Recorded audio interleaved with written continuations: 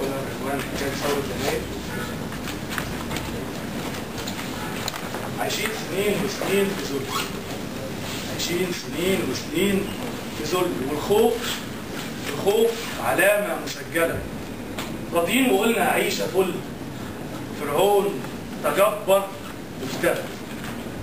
فرعون تشوفه في اسم شرطه، ضابط يقول لك يا ابنها وبعزم ايده بالقلم على وش طاهر زيها، تقدر تقول للظلم لا؟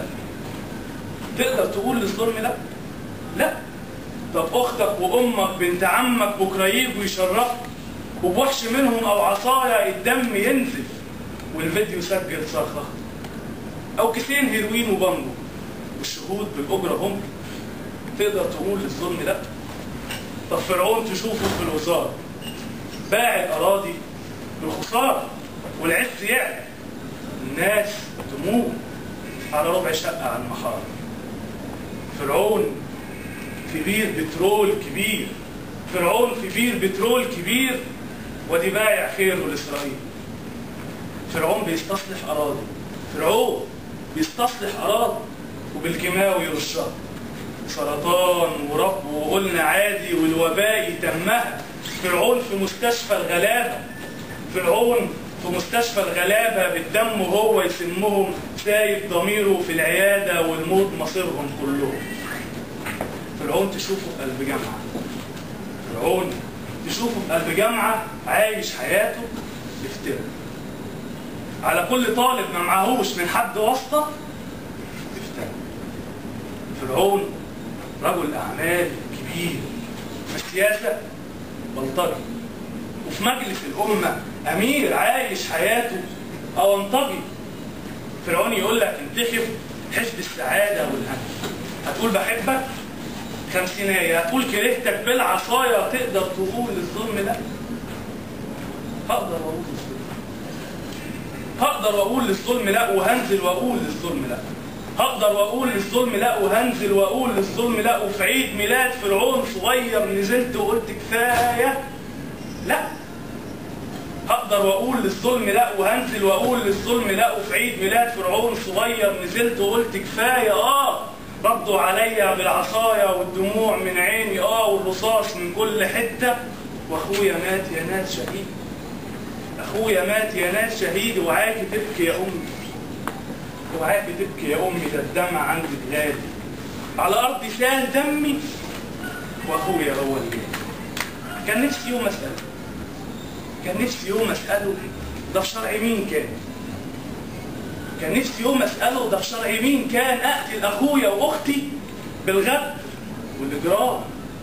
كنت زمان تحكي لي قصه قابيل وهابيل، وازاي ابليس وسوس وقال القتل خير.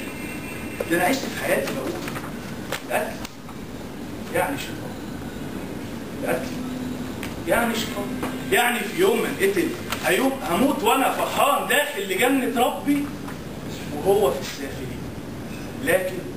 لكن في يوم ما كان الدم في الاركان وقلبي بشده بيصرخ وبيعلن العصيان، شفت الشيطان، شفت الشيطان.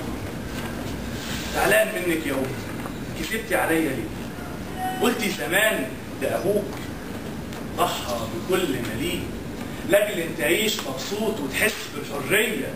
شفت الشيطان يما، شفت الشيطان حاضر، صورة ابويا وهو راكب حصان من نار، شاور وقال اقتله، راجع ببص لقيتني جثة غرقة في دمها، قتلنا اخويا في ظهري قبل حتى ما اساله. ده في شرع مين كان؟ خبيتي عني ليه؟ خبيتي عني ليه ولا مستنيه ايه؟ ده انا سامع بروحي فوق بيقولوا انه شيطان، سامع بروحي فوق بيقولوا انه شيطان اتجوز من الثروه وخلف عيال ملاعين لا من جنس ادم ولا حتى من الشياطين، وقتلني واحد. اتجوز عليك الثروه وقتل عيالك شروه، وما في حته في ارضك غربال عليها فساد، ولا حتى حافظ عرضك ولا كان في يوم انسان. اوعاكي تنسي يا امي ده الجرح لسه مطار، مستني الحق يرجع ودي نمره المأذون. في يوم طلاقك يما، وفي يوم طلاقك يما اوعاكي تنسي سلاحك، يوم طلاقك يما اوعاكي تنسي سلاحك، دمي واخويا ابن امي في رقبتك والرب شايف. اوعاكي تنسيني يا امي، اوعاكي تنسيني.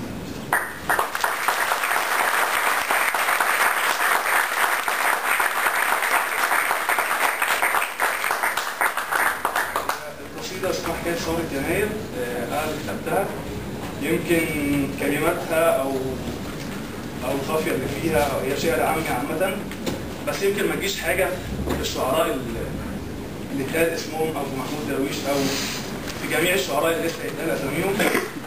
بس هي أنا شايف من وجهة نظري إن أنا وأنا بكتبها كنت أتمنى إن هي تنتهي، لأن تقريبا أنا كتبتها بعد الحلقة بتاعت وائل غنيم في 10 مساء.